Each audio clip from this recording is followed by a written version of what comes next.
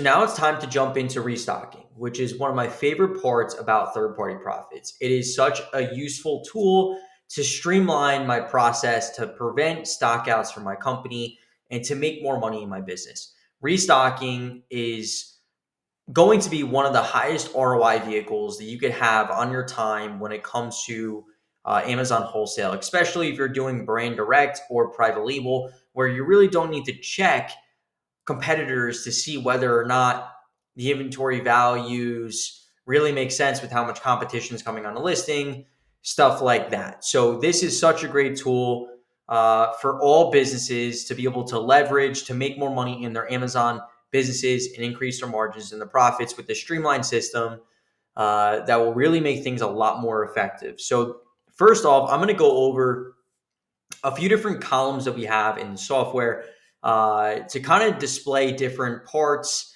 of value that's here within the tool. So the first thing is going to be year to date in stock rate.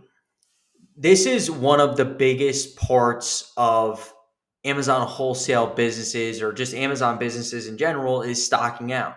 You want to know what your year to date in stock rate is. And then you're going to see, for an example, a product like this where 82% of the year you're out of stock, you're missing out on $5,000 in yearly profits for your business. Or here, this specific product, they're in stock for 46% and they're missing out on $10,000 in profit a year by not maintaining the correct inventory levels of this item every single day. Now, we also have right next to the year to date in stock rate, or however your software interface is set up, is going to be the over under buying. So if it's red, that is the amount of cash that you're over purchasing inventory. If it's yellow, that's the dollar amount that you're under purchasing inventory. So a lot of businesses are constantly searching for more cash in their business, working capital. And it's because they're most likely overstocking on inventory. They're tying up working capital, leading to them over leveraging themselves, whether they start taking on bad debt with high interest rates or lines of credit or any type of lending that is really like more of a sharky offer and everything needs to go perfect to really produce a good ROI in your business. And I'm speaking from experience with this, is that there's been multiple times where I've over purchased inventory and it's led to having to find ways to bring in more capital for my company. And it's not the situation that you want to be in as a business owner. And the best way to go about this is managing your inventory the best way possible and looking at the foundational issue, which is going to be, are you overbuying or underbuying inventory for your business, and how do we make an adjustment to try to find that sweet spot? Next thing is going to be historical days of supply. So you'll be able to see the inventory age by hovering over, seeing whether or not how much stock is put in each area, 0 to 60 days, 61 to 90, etc.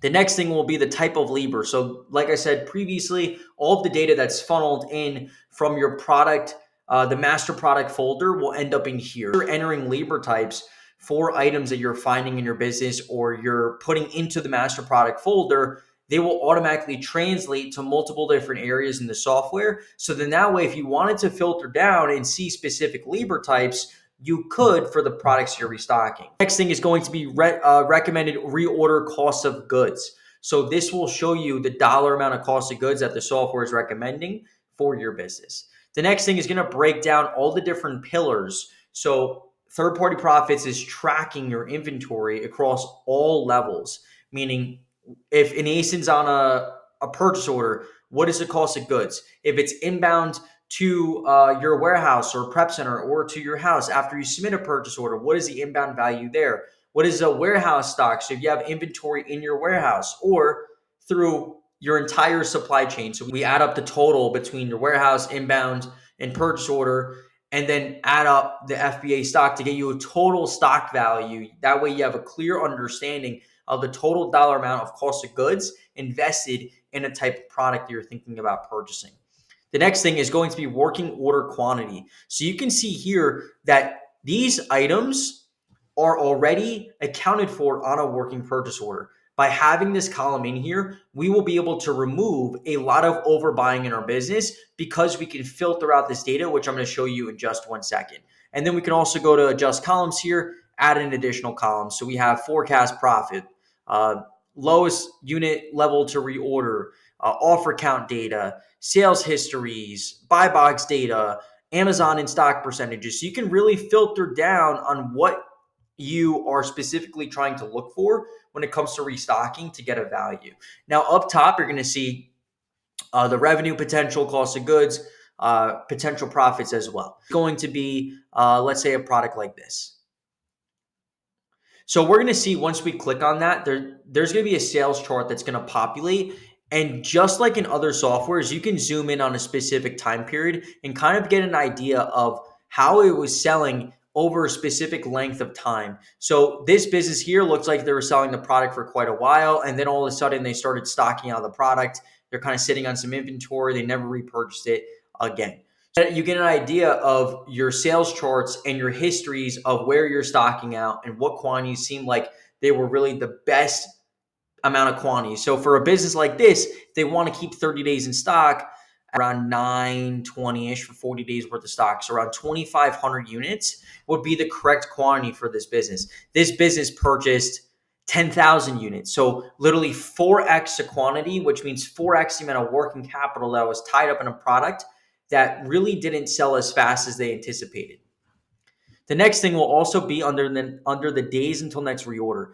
Right here is where we can adjust our lead times. So if you want to change any target days in inventory, your lead time to Amazon, buffer stock, production days, you can change your lead time here for this specific ASIN, or if you want to do it for all products, you could by applying it to all. The last thing is going to be your estimated sales velocity. So this is going to be an average weighted velocity that's being calculated by the software. So right now, and the way that it works is that it's set up to 100%.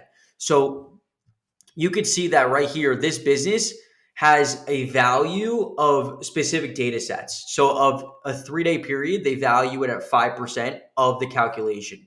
They value 7-day period at 5%.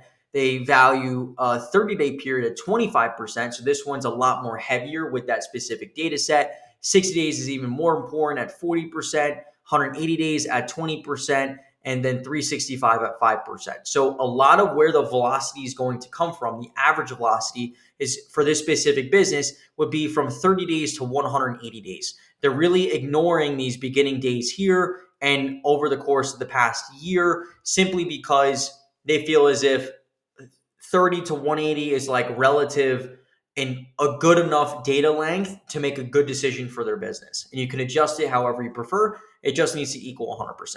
I'll be able to wrap this up in the next minute and 30 seconds by literally showing you how easy and simple it is to start restocking inventory for your business. So all we need to do is create some filters. So let's do a profit per sale greater than, let's say, $2, a margin greater than 10%. Days until next reorder is less than 15. And then let's go over to the supply chain quantity and let's do less than 1. Now, once this loads in, we're actually going to save this filter. It does take a few seconds. Restocking has a lot of data in it. So now we're just going to save this filter. We're going to name this default. We're going to save it. And now this will always apply. So now that we have this filter set up, we're going to see all the items that we need to reorder for our business.